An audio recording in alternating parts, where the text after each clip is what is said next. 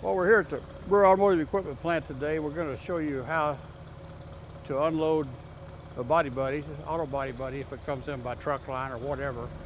The easiest way is with a 5,000-pound forklift.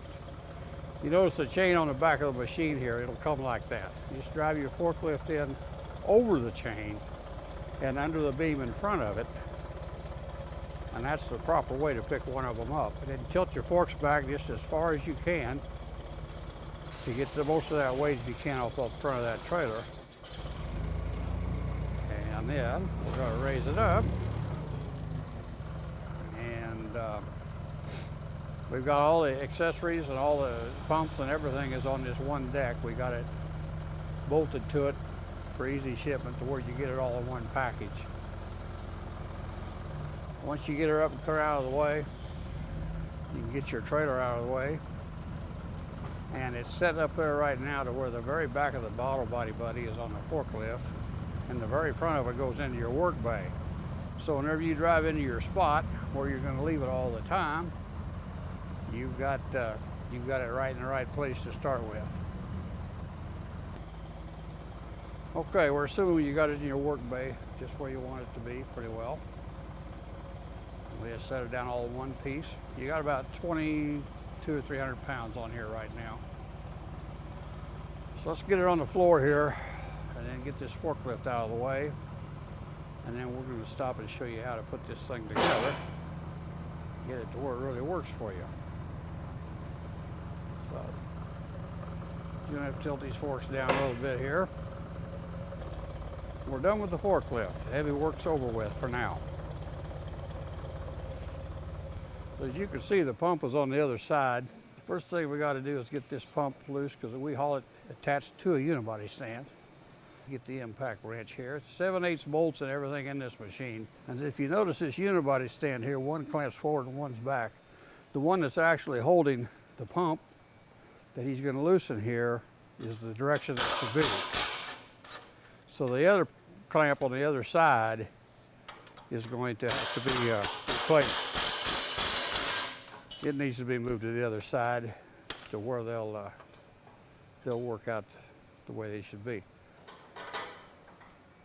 And he'll put that back together. And you also notice that the slots in the center of the rack, the center of the unibody stand, and that's showing how it can adjust up and down with these two nuts in the middle there.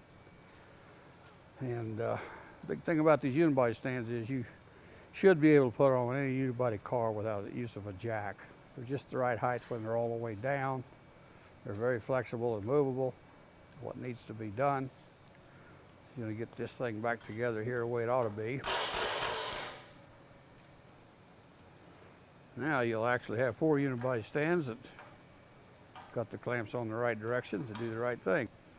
Now in the center part here where this main cylinder is, you see this red clamp here holding this cylinder together. That has to be that way for shipping. And it does require a couple of small red 7/16 wrenches to get that thing loose. And what that does is it holds that scissor up and enclosed whenever you're taking it off with the forklift. Otherwise it will want to unfold on you when it's hanging in the air, suspended in the air. And every bit of the machine is powder coated. We don't paint anything here in the plant ourselves. Now, all Josh has to do is pick that thing up off of that, and that will release. When he slides it backwards there you go. See that hook there? It just hooks in there. Now that piece is free to move and operate like it should. Okay, now we're going to hook the pump up to the hydraulic line here. We got plenty of hose on here because we want you to be able to take the pump wherever you need to have it out of your way when you're pulling. Now you're screwing the hose on there. And there's 2 outlets. One of them says lift and the other says pull. So now he's hooked to the lift. Okay, he's got the hose hooked and he's going to open the valve now. And this underneath there it will say lift. So that's where at the hose you need to be. This other one will say pull, which has to do with, of course, using the pull arm. Okay, we're going to raise the machine up now. Get it off the floor. Here's what it does nobody else can do. It starts at 3 inches and goes straight up to 33 inches with 7,000 pounds on it. Get her up here in the air, and then we're going to go ahead and reassemble some stuff here.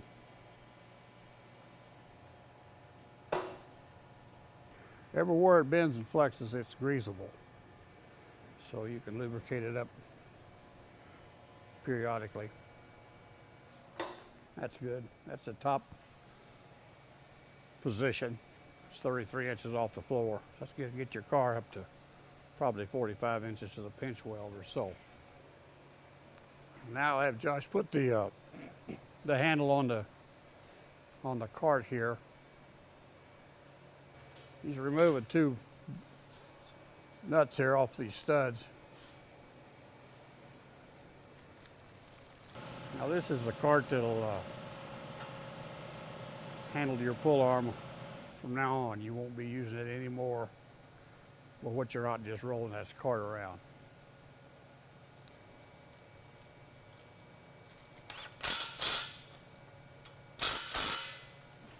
There's your cart. That's what's going to save your back for the next 20 years. Now we need to remove the speed pull out of that clamp. We found these pinch weld clamps are very handy when you have to ship stuff 1,000 miles or so. You don't have to worry about it when you get there. It'll be there. That's the 2-man project here. Of course, we've got carpet on it to keep it from scratching it up. This is the hardest part of it. It's getting that thing on that cart. We got a box of accessories here. We've got an owner's manual. It's also got your warranty card in there you need to mail in. Load slips, of course. Here's the hose for the auxiliary pull arm. Those pins, you just lay them up there, right there. Where they go up there on the seat. There you go. The hydraulic cylinder, these are the ends that go on it.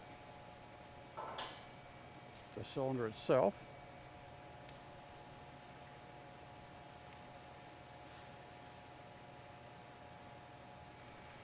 This is a mow clamp that comes with the machine. Everybody gets a junior clamp, and everybody gets a nylon sling. There's your load ramps. Everything you see here is standard equipment with the Auto Body Buddy. It's just knuckles that screw on the cylinder, male and female. It's regular port power type thread. Okay, that's all it does to mount that cylinder. Just drop it right in there, and then put the drawbar on it. Of course, this is adjustable to height, wherever you want to be pulling. You got 6 foot if you really need to get up in the air. The chain we need on this is located on the back of the rack because that's what we use to unload with. It just drops it right through the drawbar. There you go. Now you're ready to roll it around wherever you want to. Takes all the fun out of it. Self-loads when the machine's on the way up. You got her made then. Okay, here's a threaded block that goes underneath the machine. It gives you plenty of versatility as to go in and out and back and forth and left and right and wherever you want to go. And left and right, wherever it needs to be. When you get ready, just make sure you got the T-block turned and tighten her up. This is how you can gain some height very easily. What we're looking at here is optional Honda clamps for certain models that had horizontal pinch welds. Here's our extensions for SUVs to get you up to 16 inches of clearance under the vehicle, which is probably what you need for most anybody's electronic measuring equipment. Now we're going to bring it up in there. I want you to look real close at this cylinder, how this safety arm works. And the yellow flipper there is going to be on the move here. It's got 4 working positions, as I'm sure you can see here. And what it does is, whenever it gets up to this position here and it drops down, like so. You push your down button and it's setting on this big arm now. There's no pressure at all on that little yellow flipper. It's all on that big 1-inch thick arm holding up the weight of that vehicle. So you can put any hole you want up through there. Now whenever you want to go on back to the floor, just raise the machine up and watch that thing toggle a little bit there. Now it'll go out all the way back to the floor. So you're not reaching in there, fiddling around. You learn the sounds of it too. Okay, we're going to show you this cross member. It's a movable cross member. It'll go on either end of the machine. You can slid all the way in now. If you're in the cradle area, you want to look under there and get it out of your way. You can do that, or you can pull the pins, pull it all the way forward, put the pins back in, push your beam back against it, and that makes it perfectly flush across the front end of that machine. And that's what you need when you're rolling this tower in and out to make your pulls and so on. Okay, we're going to show you this pull tower and how easy it is to put on and off this machine.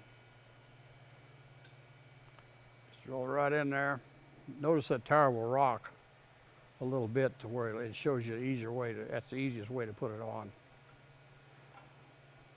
You gotta go on. Just roll it right in there. Go right on up. And whenever you get it up here to where this cart will clear, okay, take it away. Get that cart out of your way. You can move it left to right, wherever you want to, whatever angle you want to be pulling at. And then when you're pulling at angles, line up your pins. 3 pins come with it, just drop them in. Whatever works for you. Most generally 2 of them is all it'll take. Okay, now you're in a safe position. It's not going to go any further than right there to pull at that angle. If you're going straight in the machine, you don't need any pins at all. It'll stay straight with the machine. There is handles on the speed pull. That helps you pull it around the machine or change your angles and so on like that. But you don't have to, the good thing about it is you don't have to take it off the machine completely and have to fool with that weight. Okay, straight in now. There you go. That's a good safe position to pull straight away. Always make sure your hoses are on secure. If you lack a half a turn of getting that on there, it might go up, it might not come down. Those balls have to touch each other in there to make it work both ways. This is a solenoid manual relief. What this will do, if you ever get this machine up in the air and for some reason you cut the power cord or something happens to where you don't have any power to get it back down the car on the ground, you can push this in and turn it and it'll release all pressure on it and it'll just go down by itself. What we want to show you here is you're going to make a pull, this thing wants to slide down the rack on you, which it could happen that way. That's why I wanted to show you this other chain slot in here. That's what will hold that tower for you. It won't happen very often, but it'll happen every now and then. Okay, we're going to take this tower off now. Just roll the cart underneath it.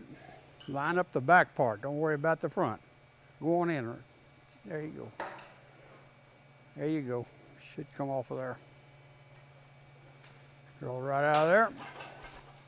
You're back on the ground. Now what we're showing you here is these 80 chain slots that's hung out throughout this machine here. So it's a good easy way to hook up a chain and don't have to fool with the underbody stands when you got light hit stuff. Say for instance a deer hit, just need 1 or 2 quick tugs. So what you would do in that case is go to the back of the machine, just drop it in the back of the machine there. You got a hole hugger in the car. Bring that chain right up to the car underneath there in the back. That's going to keep you from going forward. Give it 2 tugs on the front end and you're out of there. That's where you gain your speed. You can easily run 3 cars a day across this. And one of the big things is these 80 chain slots that our so-called competition doesn't even have. So what I'm trying to say is, a lot of other stuff out there, you have to put all 4 unibody stands on every time, even to pick the car up, and we don't. All built here in America, right here in the center of the United States in Tipton, Missouri.